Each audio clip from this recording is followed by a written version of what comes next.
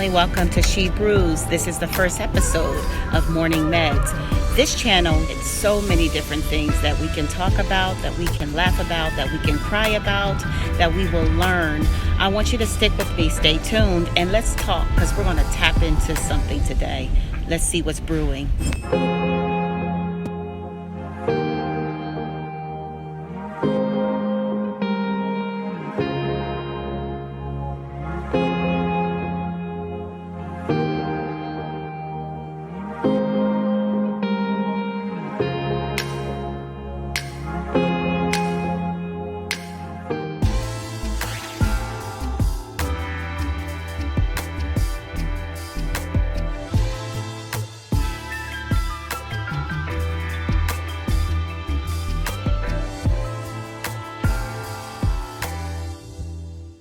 I want to read three passages of scripture: Matthew 9, 20 through 22, Mark 5, 25 through 34, and Luke 8, 43 through 48. Let's start with Matthew 9, 20.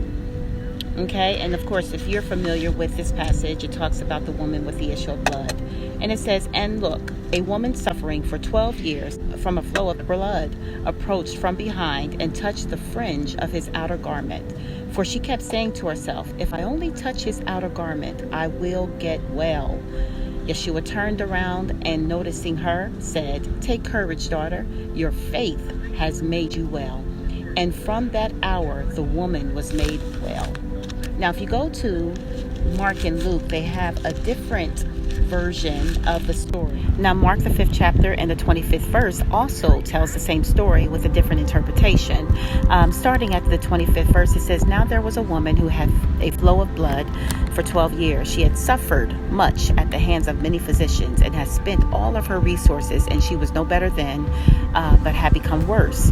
When she heard the reports about Yeshua, she came up behind him in the crowd and touched the outer garment. And she kept saying, 'If I can just touch his outer garment, I will get well.' And immediately her flow of blood dried up, and she sensed in her body that she had been healed of grievous sickness." If you think about this story and you think about the time that it took place, this lady was considered unclean. She was an outcast. She was to be ostracized. She was not one that you would want to be around. And in fact, it was against the law. This lady has gone through so much. She has tried to go to doctors and they couldn't do anything for her. She tried everything. Just imagine the mental stress that she was under. So she just didn't suffer with the issue of blood, but she also struggled mentally and with everything that's attached to that, the law that was attached to that. So you can imagine the loneliness, the rejection, and all of the things that she's felt during this time of suffering. And immediately Yeshua realized in himself that power had gone out of him, and he turned around in the crowd and asked, "Who touched my outer garments?" But his disciples said to him, "You see the crowd pressing in on you, and you asked, 'Who touched me?'" However, he was looking around to see who had done this. The woman, frightened and trembling, knowing what had happened to her, came and fell down before him and told him the whole truth. He said to her, "Daughter, your faith has made you well. Go in peace and be healed from your grievous sickness." It takes courage to stand up against what you're suffering with, but it takes a belief and a power within to stand against what's oppressing you. And sometimes it's not just what the condition is, it's what's attached to the condition that will keep you in bondage. What people think, what people say, what you even feel about yourself. But with this woman, there was something on the inside of her that still believed that she can make it, that still believed that she could be healed, that still believed that that would not be her final destination or her destiny. It was something on the inside of her that said, "You know what? I am going to be healed.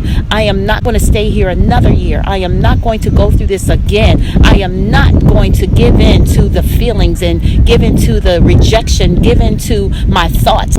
Year after year, I can imagine this woman suffered with this condition, trying to just maintain some type of hope in her life.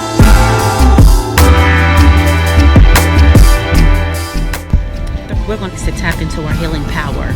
I want you to take this journey with me in the wilderness. Tap into your healing power. You have the power to overcome every situation. You have the power to walk away. You have the power to start over again. You have the power to get your healing, to lay hands on yourself and get healed. It wasn't the suffering that gave her the confidence or the stress. It was how she was able to benefit from Yeshua's power. She took her power. Yes, it took her own power to tap into the power of the Most High. On the inside of her to conjure up all of the boldness and the confidence to say, you know what, I am just going to touch, if I can just touch the hem of his garment. The condition cannot stop you when you have the power. I don't care what you're suffering with, but when the struggle gets real, you got to get real. You ever be scared to do something and all of a sudden this surge of energy just comes and you just get really bold and you just get excited and you just say, you know what, I'm determined. Well, this is what happened to her. That boldness and that energy that came through, we call it faith, but it was the power that came through. Immediately he realized that power had gone out of him, because that energy, that power, that faith that she had when she said, if I can just do this. She was frightened, she was afraid, but she did it. And so I'm encouraging you today to tap into that power. I don't know what you're dealing with. I don't know what you're going through. I don't know what you've been trying to get rid of for 12 years or longer, or even 2 years. I don't know what it is, but there is a power that's on the inside of you. That's what I do know, that you need to tap into that power. First thing you have to do is identify the issue. And once you identify the issue, then you have to ask yourself, am I ready for this healing? Do I want to be healed? Or do I want to continue another year with struggling and suffering with this condition? The next thing you want to do is acknowledge. You want to acknowledge that you can be healed. You want to acknowledge that you are going to be healed. And then when you acknowledge that and you accept that and you embrace that, then you move in that direction towards healing. What she did, against all odds, against the law that she was an unclean person, against the thoughts of what everybody thought about her, she moved in the direction. She approached, the word says that she approached him and said, if I can just touch the hem of his garment. So you have to acknowledge and you have to approach and move in the direction. Identified, now you're moving in that direction. You cannot sit around and wait for anything to fall out the sky. You can't sit around and wait for somebody to prophesy to you. You can't wait for someone to tell you good things about yourself. You got to speak to yourself. You got to get up and move forward. If you choose to live past this condition or past this situation, then you got to work it. Yep, it's time to work it. Faith without works is dead. And so whatever you're doing right now, you need to stop it and move in another direction so that you can get your healing. She went in another direction. She stopped going to the physicians. She didn't wait for the next new medicine to come out. She went to the healer himself. And so she touched the hem of his garment. You got something to do. Whatever that is, whatever you need to touch and tap into, you need to tap into that so that you can start the process of this process of healing. Is not difficult. It's a mindset.